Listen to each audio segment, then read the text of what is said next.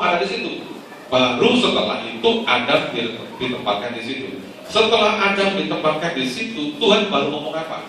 Kerja, beri nama semua binatang yang di situ, kelolalah alam ini, kuasailah alam ini. Ketika Tuhan mengatakan bekerjalah di situ, Tuhan tidak berkata begini, bekerjalah supaya engkau bisa makan, enggak. Bekerjalah supaya kamu bisa hidup, enggak. Kehidupan sudah Tuhan sediakan. Sudah ada tanam-tanaman, buah-buahan, sayur-sayuran, semua lengkap. Semua lengkap, baru Tuhan tempatkan Adam di situ dan Tuhan berkata, bekerja. Jadi pada konsep pertama, bekerja itu bukan untuk menghidupi kehidupan Adam. Bekerja adalah melaksanakan mandat Tuhan, amanah Tuhan untuk melakukan aktivitas mengelola alam semesta. Itu intinya. Tapi manusia kemudian jatuh ke dalam dosa. Nah, setelah jatuh ke dalam dosa, apa yang Tuhan katakan tentang bekerja? Engkau harus bekerja sampai meneteskan peluh, meneteskan keringat untuk menafkahi kehidupan kamu. Ketika berdosa, kerja itu menjadi sesuatu yang penting untuk memberikan kita kehidupan.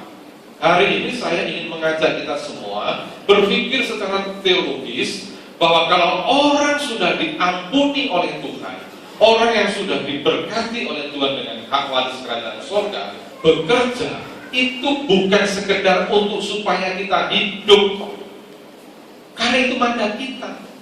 Hidup kita bagaimana? Bergantung kepada Tuhan. Berapa banyak dari antara kita yang berpikir begini, Bapak Ibu, bahwa kualitas hidup saya bergantung dari apa yang saya kerjakan. Kualitas hidup saya bergantung dari honor yang aku terima. Kualitas hidup saya bergantung dari gaji yang saya dapatkan. Kualitas hidup saya bergantung dari apa jenis pekerjaan saya. Ketika engkau berpikir seperti itu, saya mengatakan engkau masih berpikir di dalam kondisi manusia yang berdosa. Karena kutuk kepada pekerjaan adalah bekerjalah, berjerilah, teteskan keringatmu supaya kau hidup. Tapi ketika Adam belum jatuh ke dalam dosa, tanaman, buah-buahan semua ada di situ. Tuhan katakan, kerjalah, kelola alam semesta itu. Bukan supaya aku mendapatkan kehidupan, engkau sudah dijamin kok kehidupanmu. Ini pola pikir yang penting dalam kehidupan kita. Pada prinsip yang ketiga, saya pegang betul prinsip ini, bahwa hidup saya bukan bergantung pada pekerjaan yang aku lakukan. Kualitas hidup saya tidak bergantung dari berapa jumlah uang yang aku dapatkan, tapi kehidupan saya bergantung kepada Tuhan. Amin. Menggantungkan hidup kepada Tuhan. Bagi orang yang kurang beriman akan memiliki kesulitan untuk memahami apa yang saya katakan ini. Orang yang berkata begini, bagaimana mungkin Pak saya bisa hidup kalau saya tidak bekerja? Oh, kita harus bekerja kok. Bagaimana mungkin Pak saya punya kualitas kehidupan kalau saya tidak punya gaji yang besar? Kita harus punya gaji kok. Tapi yang saya mau katakan, Bapak Ibu sidang jemaat yang dikasihi oleh Tuhan, dengarkan baik-baik, camkan baik-baik.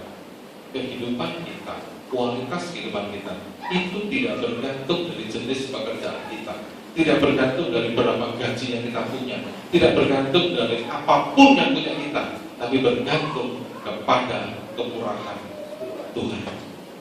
Amin. Kalau hari ini saudara berkata, aduh Pak, susah hidup saya. Kenapa? Pangkat gak naik-naik, gajiku kecil, antara pengeluaran dengan pendapatan gak seimbang, dan lain sebagainya. Dan kau khawatir akan hidupmu, kau merasa cemas. Bagaimana ya untuk mencukupi? Bagaimana ya untuk meningkatkan kualitas hidup? Bagaimana dan sebagainya. Kekhawatiran. Semua kata, ketika engkau dalam konsep hidup kayak begini, engkau masih hidup dalam suasana manusia yang berdosa yang belum mengenal kasih karunia daripada Tuhan. Karena itu konsep kejatuhan manusia. Sekaligus mau katakan, konsep kerja ketika manusia jatuh ke dalam dosa, bahwa kerja adalah untuk mencukupi nafkah. Masih ingat ayat ini?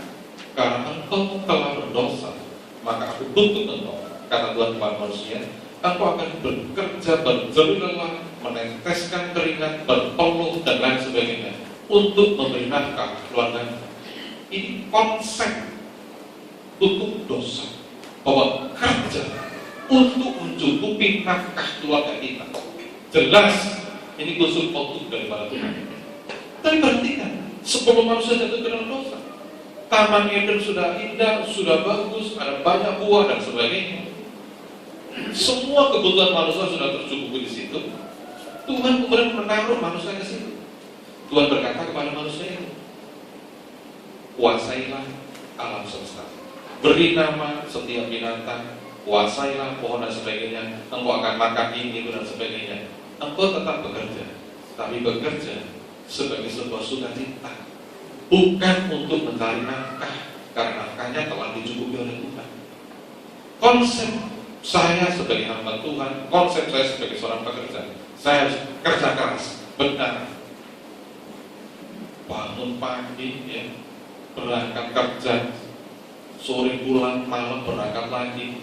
Itu semua saya lakukan, bukan supaya penghasilan saya bengkak, gede, besar dan sebagainya, bukan. Tapi memang untuk melayani Tuhan. Tapi kualitas hidup saya, kepenuhan kehidupan saya, kecukupan kehidupan saya, semua katakan, tidak bergantung dari apa yang saya kerjakan, bergantung kepada Tuhan. Hamba Tuhan yang kayak apa? Saya ini kalau misalkan saya bekerja, melayani pekerjaan Tuhan, berkhotbah, kunjungan ke sana sini untuk mendapatkan berkat, untuk mendapatkan amplop, itu bukan hamba Tuhan, itu hamba uang. Tetapi bukankah konsep pikir kayak begini perlu juga kita aplikasikan dalam kehidupan semua orang? Berapa banyak dari antara kita yang bergantung kualitas hidupnya itu dari gaji yang dia terima?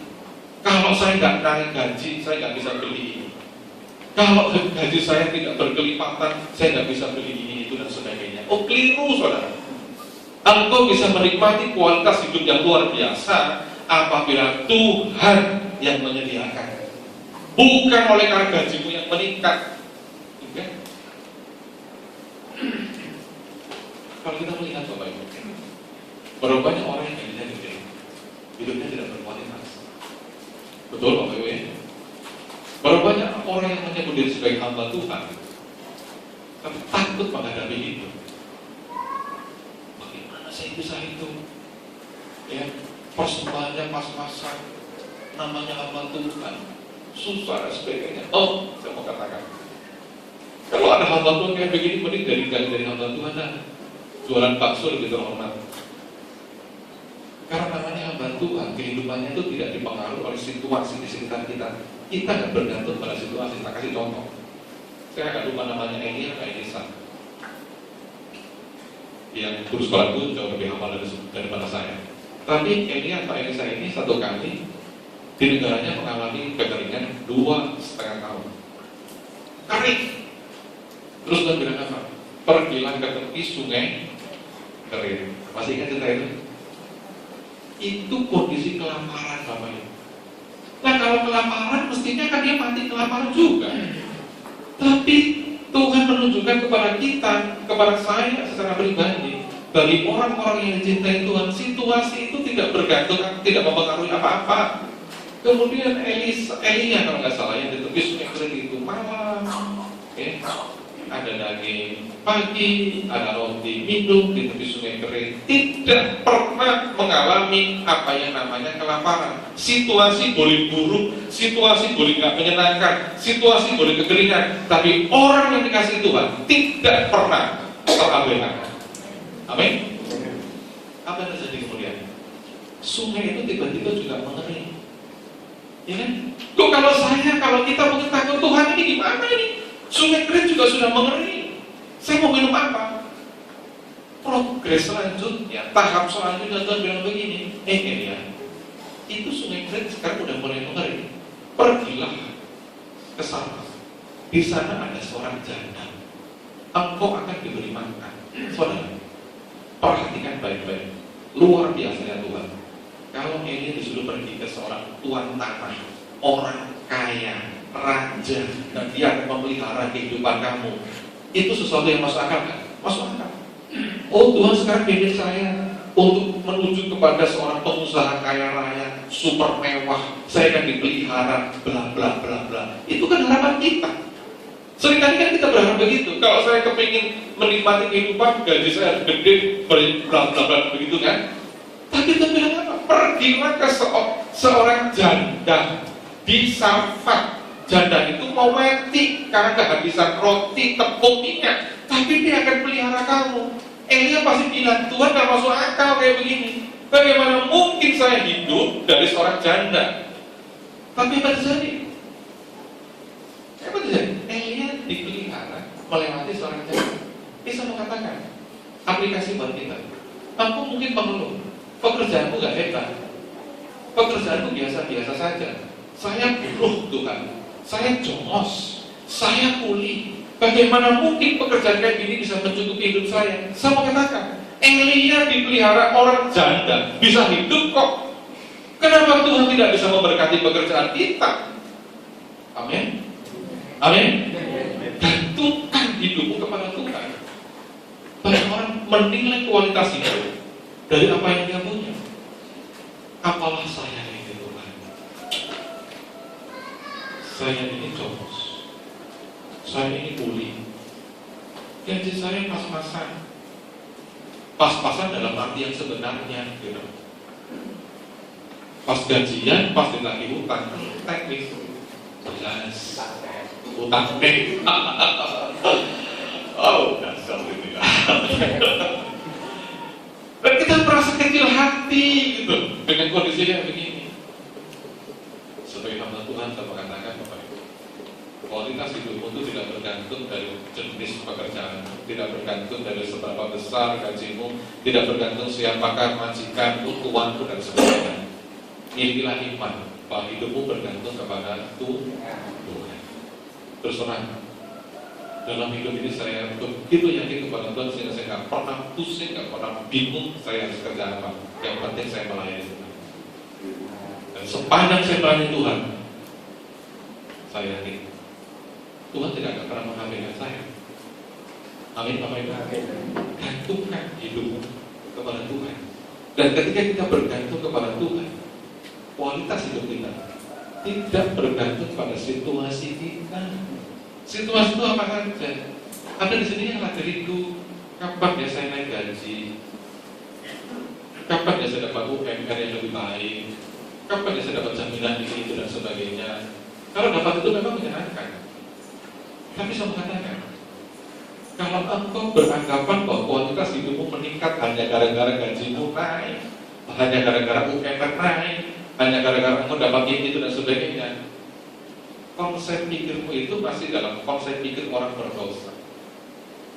Tapi konsep pikir yang di dalam Tuhan, kita nggak dibatasi oleh situasi. Sepanjang Tuhan mengasihi saya, sepanjang Tuhan mencintai saya pasti punya hidup yang berkualitas. Amin. Ini yang bisa kita pelajari. Prinsip hidup itu penting. Jadi orang Kristen jangan asal hidup. Banyak orang berkata, iya asal hidup mengalir, ya. Jangan, punya yang prinsip. Pada akhirnya, perhatikan baik.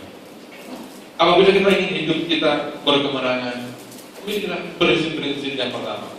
Pastilah waktunya Tuhan. Kapan Tuhan sedang memproses, kapan Tuhan memberkati, kapan Tuhan memberikan ujian, kapan kita lulus ujian, semua ada waktunya Tuhan. Yang ketiga, patuhilah kehendak Tuhan.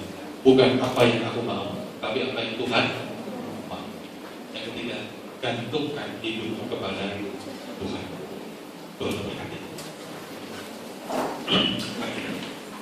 Mari